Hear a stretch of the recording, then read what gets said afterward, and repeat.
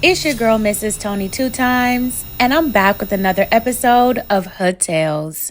In this video, let's take it to 2015 in Ellenwood, Georgia, to the day a former NFL player's mistress got mad and did the unthinkable after finding out that her paramour was taking his wife on a trip to Las Vegas. But before we get into this video, please hit the like button if you enjoy our content. Also, make sure you subscribe if you haven't already and join the Tony Two Times family. And don't forget to hit the notification bell so you don't miss any future uploads. Also, if you'd like to see more episodes of Hood Tales, please click the link to the playlist in the description box after this video to get caught up on episodes you may have missed. Finally, be sure to share this video with everyone you know and make sure you watch until the end to hear the whole story. All right, without further ado, let's get into it. The trauma and the PTSD that comes after dealing with a cheating spouse or significant other can be a lot to unpack, whether you end a relationship or you choose to work things out. The trust is sometimes irretrievably broken, even if there is forgiveness. It can sometimes take a lifetime to heal if you are unable to see that the heartbreak you're feeling is because you allowed the actions of another person to rate who you are as an individual. And that is whether you are the husband or wife, boyfriend or girlfriend, and even the side dude, side chick, or mistress. The consequences of stepping out can take a toll. Everyone attached to the adulterous affair will be affected. Tell me in the comments, have you ever been on either end of a cheating situation, and what was your experience and outcome like? For 49-year-old Sandra Barnett, after finding out her husband was seeing another woman, she decided to stick by him, not knowing that it would cost her her life. Sandra Barnett was not only a wife, but a beautiful woman on the inside and out. She was also a beloved school teacher. By 2015, Sandra had been teaching at DeKalb County's McNair Middle School for over 2 decades. Sandra taught children with special needs and loved being an educator. She was always smiling, cracking jokes, and just loved to make everyone laugh. She was bubbly and happy every time her colleagues interacted with her. She was that teacher the staff and students could count on. Sandra Barnett was married to Buster Barnett, who played as a tight end for the Buffalo Bills from 1981 to 1984. Buster was an 11th round pick for the Bills and played a total of 4 seasons in the NFL after a record of 26 receptions and a single touchdown during that span. In 1987, Sandra and Buster got married 3 years after his NFL career was over. Buster is also an educator. He was a technology teacher at Maynard Jackson High School in Atlanta. He was also the head of the school's chess club.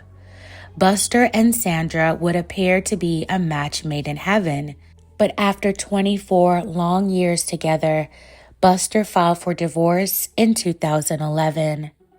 Somewhere around or before that time, Buster started seeing another woman. Her name was Lisa Brown, a fellow teacher who taught math at the same school as Buster. Lisa and Buster hit it off, and their fling turned into a full-blown relationship.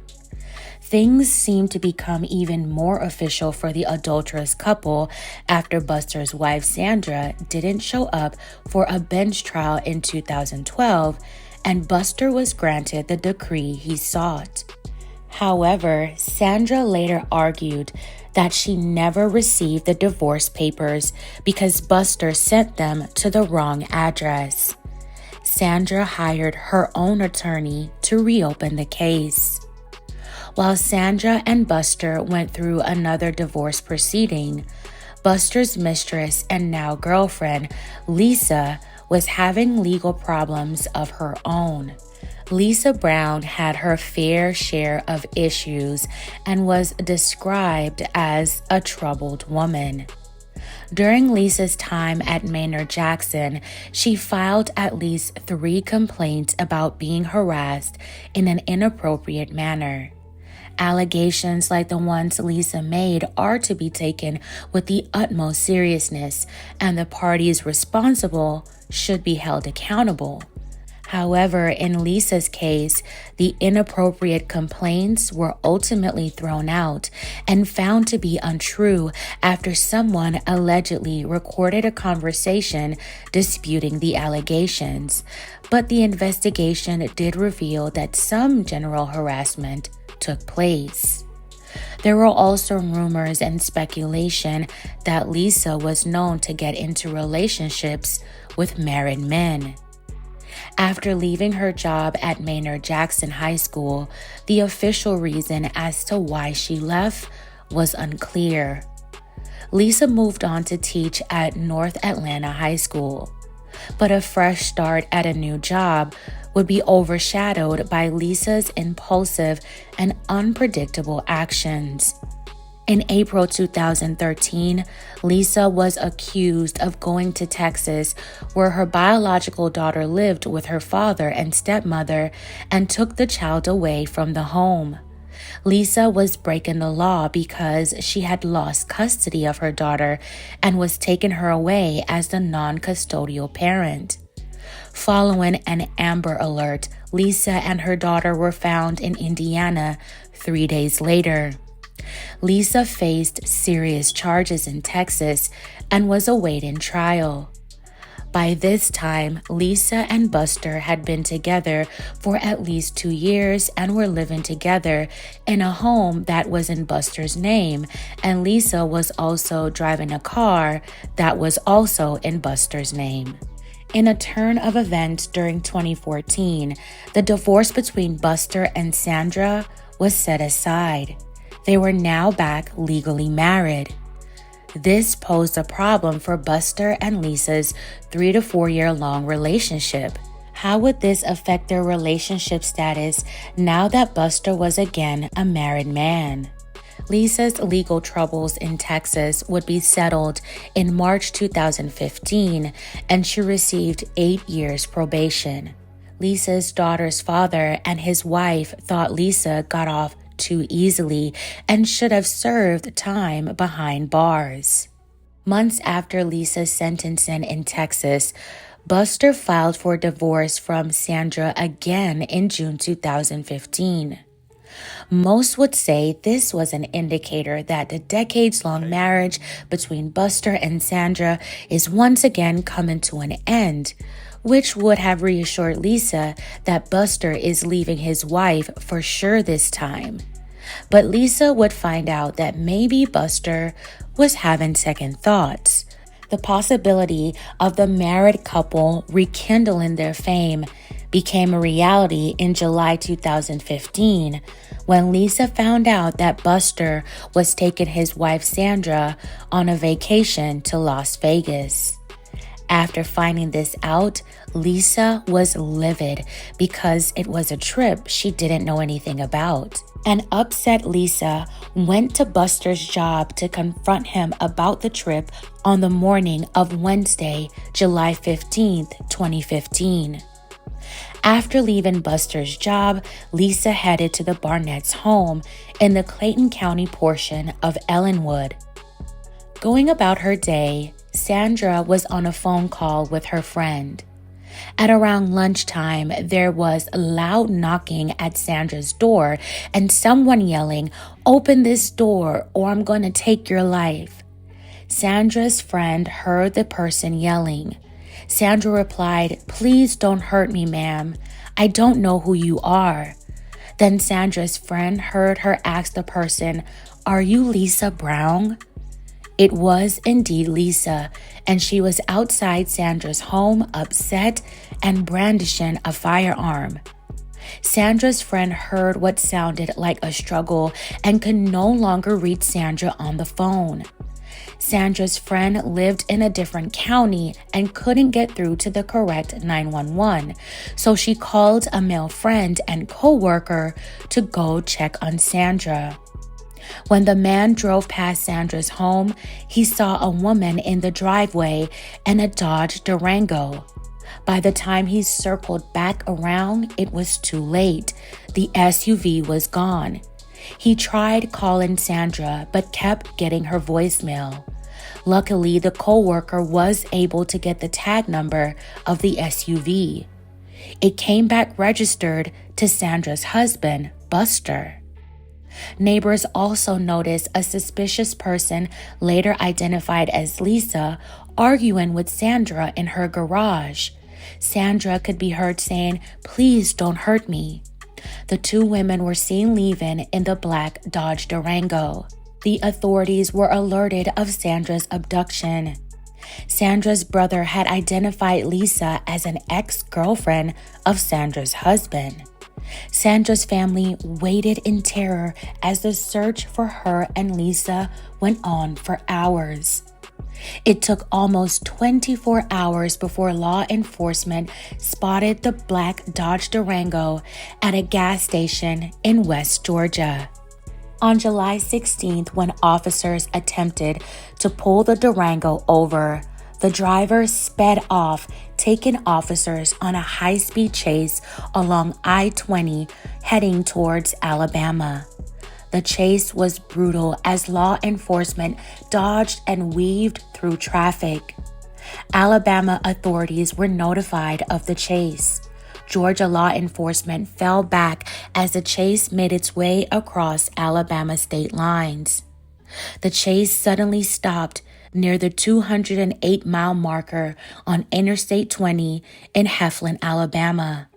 A standoff between law enforcement and Lisa ensued. That's when law enforcement say 46-year-old Lisa Brown reached into the back seat of the SUV, grabbed the firearm, and opened fire on Sandra and then herself. No shots were fired by officers. When officers got to the SUV, both women were pronounced gone. Investigators did not know where the two women were between the time Lisa took Sandra and when authorities spotted them the next day. When Buster Barnett spoke to police, he said he and Lisa were in a relationship and said he was helping her out. Sandra's friend revealed that Lisa had been aggressive towards Sandra and had been bothering her off and on for a while. Lisa would show up at the house, texting and calling Sandra. But Sandra's friend said Sandra wouldn't do anything about it and she left it up to her husband to handle it. Despite the harassment from Lisa, Sandra was trying to keep her marriage together. The tragic tale continues months after the slaying in August 2015 when Buster Barnett filed a petition to probate Sandra's will. Shortly after, Sandra's sister filed her own petition. Sandra's sister sought to invoke the Slayer statute to disqualify Sandra's husband from taking charge of her estate. Sandra's sister basically argued that Buster had been having an affair and was deceiving Sandra up until her slaying to avoid dividing their marital assets. She also argued that Buster was aware of Lisa's mental state and conspired with her to end Sandra's life. Buster denied such allegations and argued he did not slay his wife or conspired with anyone to do so. In January 2019, a judge ruled in Buster's favor, and he won control over Sandra's estate. Wow, fam. May Sandra Barnett and Lisa Brown rest in peace. My well wishes go out to everyone affected by this terrible, terrible tragedy. This was one of the worst possible outcomes to a situation like this. I feel like a lot of games were played in this love triangle. A lot of misleading lies and manipulation. Sandra and Buster were married for 24 years, so I'm sure they faced their fair share of issues, which may have led to the affair and to divorce filings during their union. They had already been through so much together. I'm sure Sandra hoped that maybe they could have gotten past the affair and Lisa. But Sandra had no idea how far Lisa was willing to go to keep that from happening. Just a very tragic situation. Fam, let's keep the discussion going and tell me your thoughts and opinions on this story in the comments below. All right, fam, that's it for this episode of Hood Tales. Thank you all so much for watching and making it to the end.